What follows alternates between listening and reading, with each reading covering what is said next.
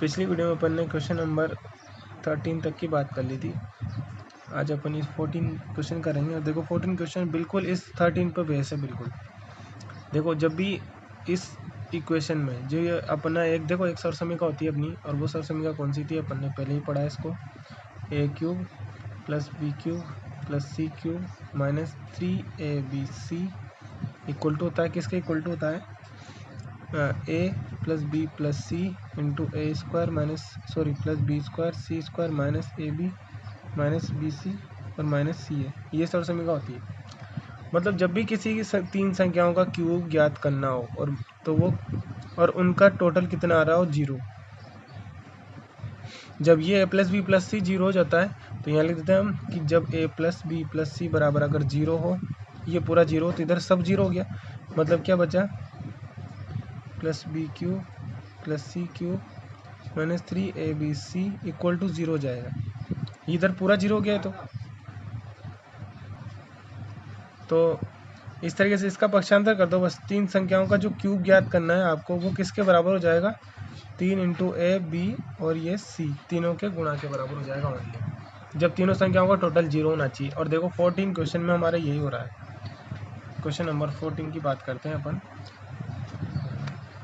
ये देखो क्या दे रखा है, -12 का क्यूब +7 का क्यूब +5 का क्यूब कितना होगा, हमसे पूछा है। इसका मान ज्ञात करना है कि 12 का क्यूब करो -12 का, फिर 7 का भी क्यूब करो और 5 का भी क्यूब करो तो कितना आएगा, ये पूछा हमसे।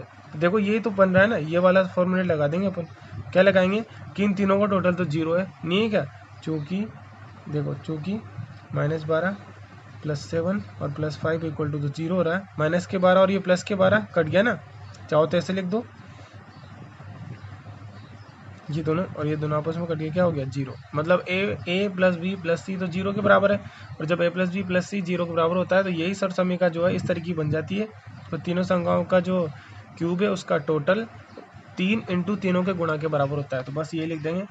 इस वजह से ये जो आपका -12 का क्यूब है +7 का क्यूब है +5 का क्यूब है, ये बराबर हो जाएगा किसके, 3 × a कितना है -12 इंटू बी कितना है 7 और c इंटू 5 हो जाएगा। ठीक है, बस इसके बराबर हो जाएगा। इसका क्यूब पूछा है तो हम इसका क्यूब नहीं करेंगे बिल्कुल भी, बस यही गुणा करना है।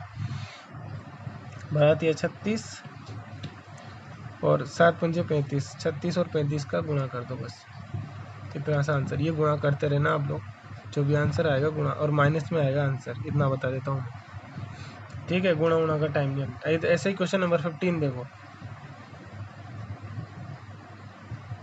ये देखो क्वेश्चन नंबर 15 देखो। नीचे देखिए आयतों, 2 आयत दे रखे हैं जिनमें उनके क्षेत्रफल लिखे गए हैं। ये अंदर जो लिखा हुआ है उनका क्षेत्रफल लिखा हुआ है।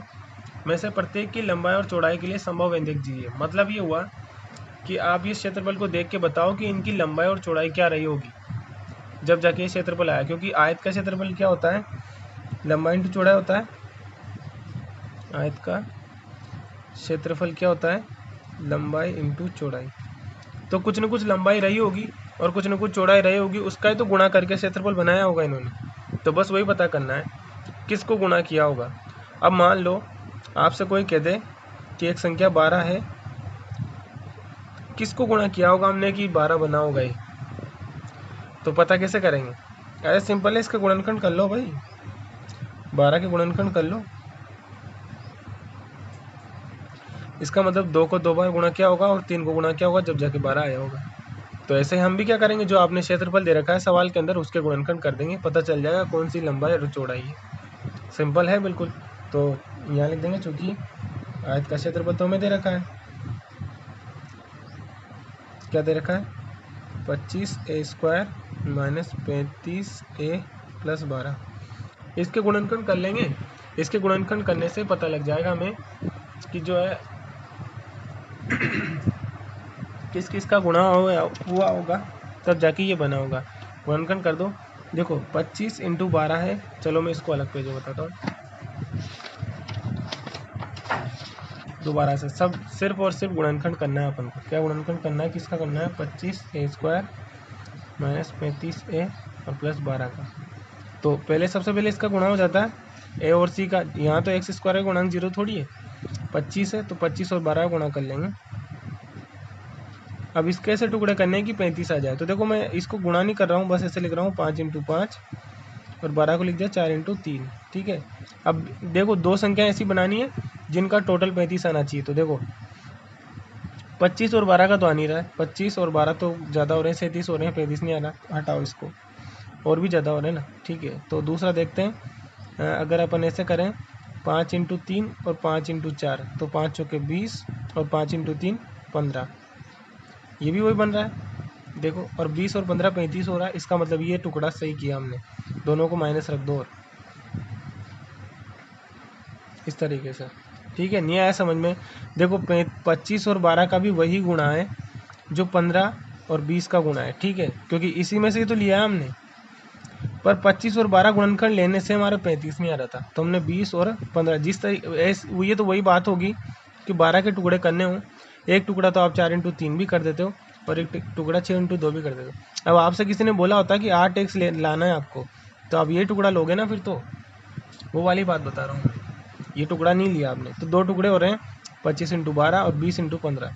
इससे हमारे आ नहीं रहा है, जो भी ये इस टुकड़े से नहीं आ रहा है, तो इस वाला ले लिया।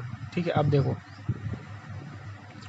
वही 25 a² - 20 a - 15 a, क्योंकि माइनस का 35 लाना है इस वजह से, और प्लस 12, ऐसा कैसा है।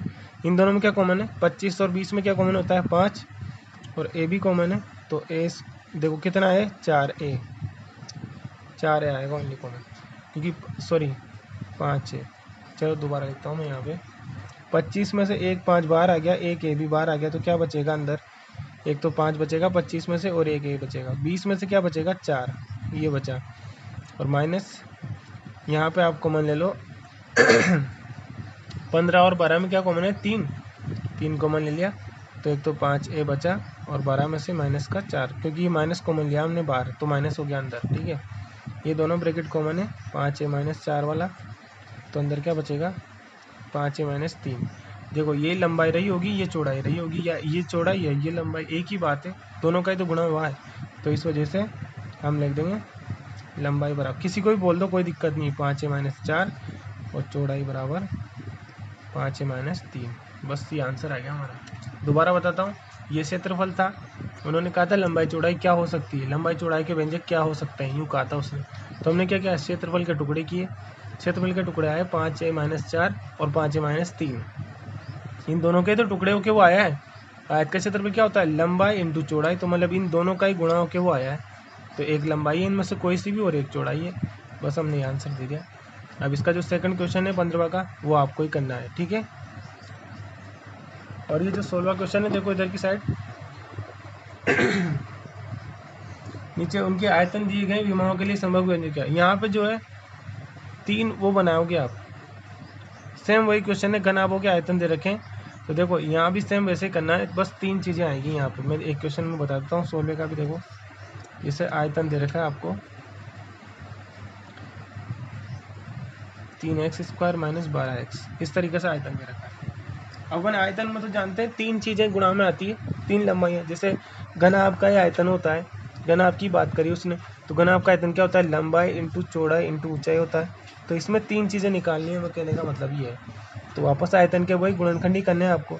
तो 3x² - 12x, इसका टुकड़ा कर रहे हो। सबसे पहले तो 3 कॉमन ले लो दोनों तरफ से, 3 कॉमन ले लो और x भी कॉमन ले लो। तो एक तो 3 कॉमन लिया, x कॉमन लिया, तो यहाँ से क्या बचेगा? सिर्फ x, और यहाँ से 4 बच जाएगा। अब अपन को 3 टुकड़े करने, तो 3 टुकड़े क्या किए? 3 × x × x - 4, 3 टुकड़े हो गए। ये लंबाई है, ये चौड़ाई है, और ये ऊंचाई है। बस आंसर आ गया, ये लंबाई, ये चौड़ाई और ये ऊंचाई हो जाएगी। यही बताना था मैं। लंबाई चौड़ाई चाहो तो ऐसे लिख दो, लंबाई 3, चौड़ाई x और ऊंचाई x - 4, क्योंकि इन तीनों का गुणा होके ही जो है हमारे ये आंसर आया। इन तीनों का गुणा करके हमने जो है ये आंसर लिखा है। कौन सा? ये वाला। ऐसे इसके लिए कर सकते हो। सेकंड क्वेश्चन है इसमें एक और, ये आपको ही करना है।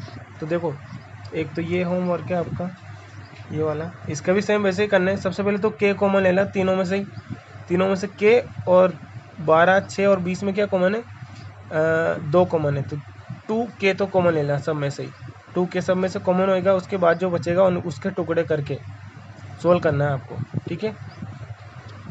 वो 3 टुकड़े वाली विधि लगानी है, कहने का मतलब यहाँ भी ऐसे ही करना है सेम। तो ये एक तो ये और ये आपका होमवर्क है, और कल अपन पढ़ेंगे निर्देशांक ज्यामिति, बहुत ही इंपॉर्टेंट प्रश्नावली है। ग्राफ वगैरह की भी जरूरत पड़ेगी इसमें, तो सब लोग ग्राफ वगैरह खरीद लेना, ठीक है ना।